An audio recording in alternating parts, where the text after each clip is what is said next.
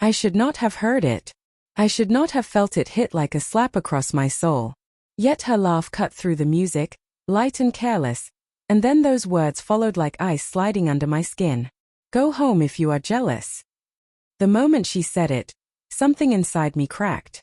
It was loud in my chest even though the room was crowded and warm and filled with people trying to forget their own lives for a night. I stood there frozen, staring at my husband as he leaned closer to his coworker, Mia. Candlelight shimmered against her lip gloss. Their heads dipped toward each other, and I could not hear the words but I saw the way they smiled. Too familiar. Too warm. Too easy. My throat closed.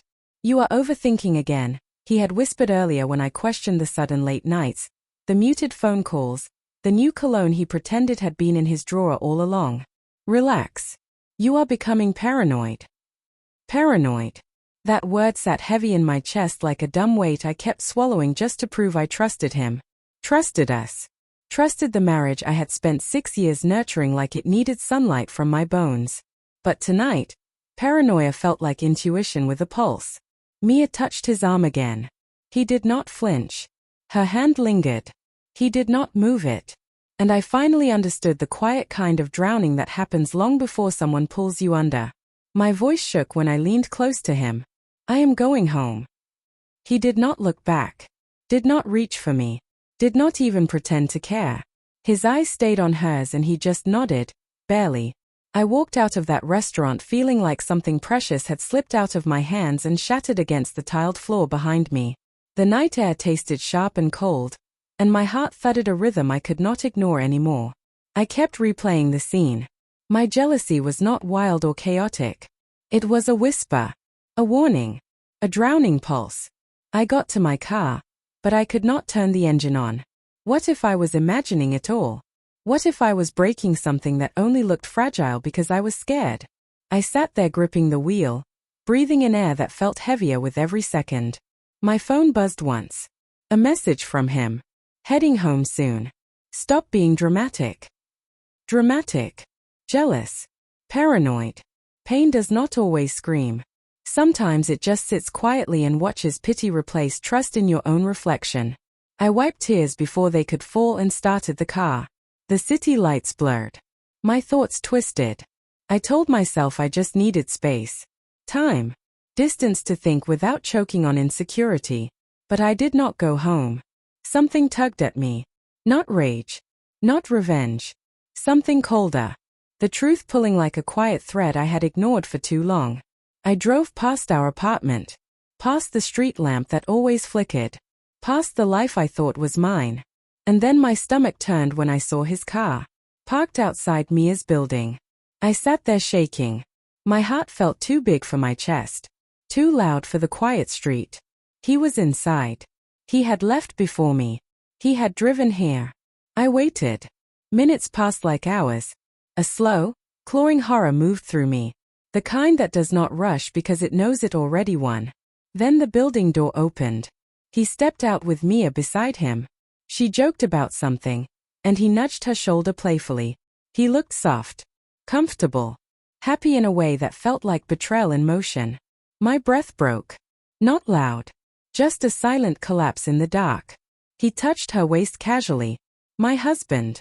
Touching another woman the way he used to reach for me when he thought no one was looking. And the worst part was that he did not look guilty.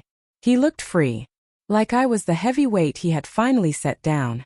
I gripped my steering wheel harder, watching the scene unfold like a cruel film designed specifically to break me. A car turned the corner and headlights briefly washed over my face as I sat frozen. I ducked instinctively, like shame was a spotlight and I had nowhere to hide. Mia disappeared back inside. My husband checked his phone. Mine did not buzz. Not once. He walked toward his car and for a moment I thought he saw me. But he just got in. Calm. Slow. Certain. I sank lower in my seat, breath trapped in my throat. I did not cry. Not yet. The truth was still settling in my bones like something ancient waking up. And then my phone lit up again. His message this time. Home. Where are you? I stared at it. I was not home. I was not the paranoid one. I was not wrong. I whispered to the empty car like a confession.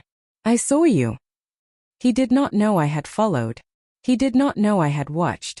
He did not know the version of me he would come home to no longer existed. I sat back and let the silence hold me, chilled and shaking. He thought jealousy was my flaw. It was my warning. And he triggered it. I turned the key again and drove. Not home. Not to him. Not to the version of my life he thought he controlled. Not anymore. I had not lost him tonight. I had found the truth.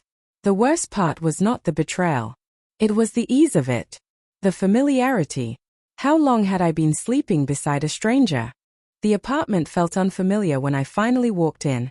Like the walls themselves knew something I had not been ready to admit until tonight. The hallway light flickered faintly, casting soft shadows that looked like ghosts of conversations we once had. The kind where laughter came easily and trust was not something I had to search for. I did not cry. Tears felt too small for the betrayal sitting in my chest like a heavy stone. My hands shook a little, but it was the quiet kind of shaking. The type that comes when your body realizes before your mind does that life just split into before and after. His keys jingled outside the door. I did not move. I just stood in the middle of the living room, still wearing my coat, still tasting salt and bitterness in the back of my throat. He walked in humming lightly, the sound fading as soon as his eyes landed on me. "Why are you still up?" he asked, kicking off his shoes casually. His face held no nervous twitch, no flicker of guilt. He had practiced this calm. It was rehearsed, polished. "Where were you?"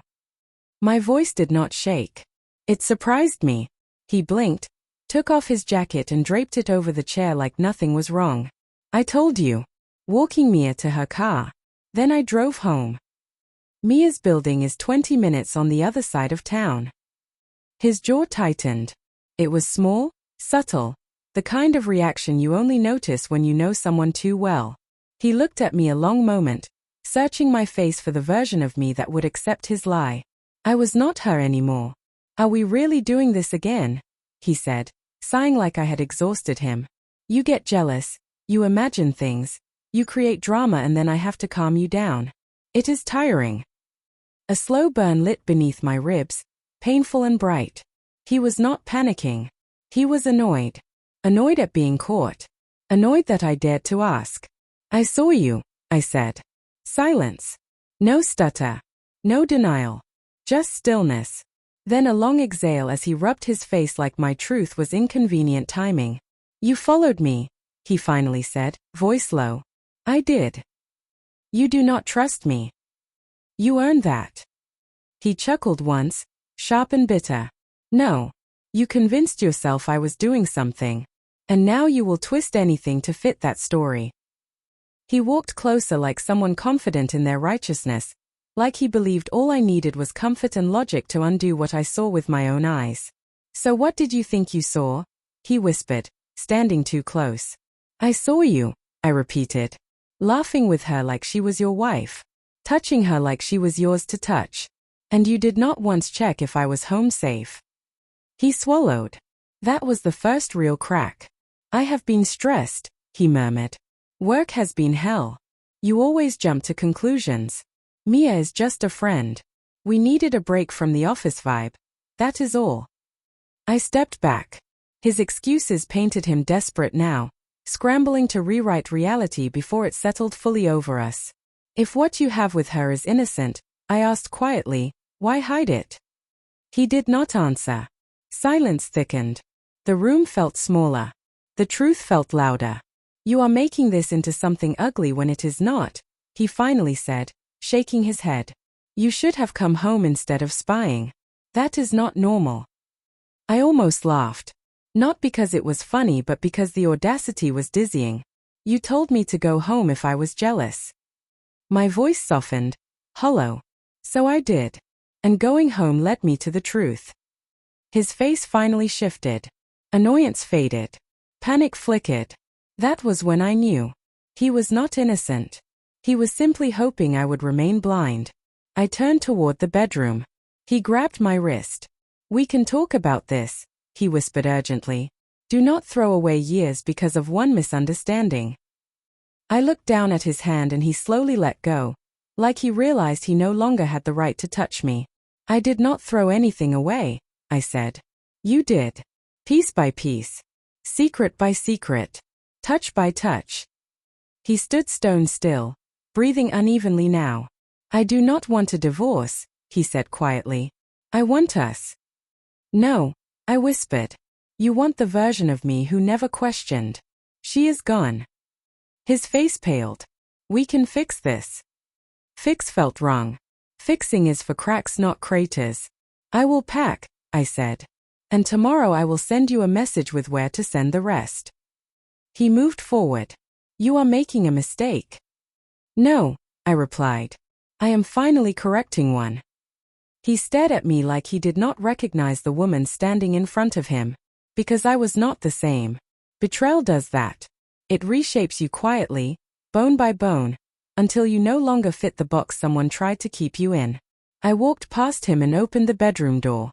He stood there, breathing hard, lost and angry and terrified because the truth had consequences and I was no longer protecting him from them. Right before I closed the door, he whispered my name like a plea. Please. For a heartbeat, I felt the echo of who we used to be. The softness. The promise. The belief that love alone could save anything. But love without honesty is just a slow poison. I closed the door gently. No yelling. No dramatic scene. Just the quiet ending of something that died long before I noticed. Tomorrow would hurt. The next days would ache. But tonight, I had clarity. He told me to go home if I was jealous. I did. And I found out my home was never him.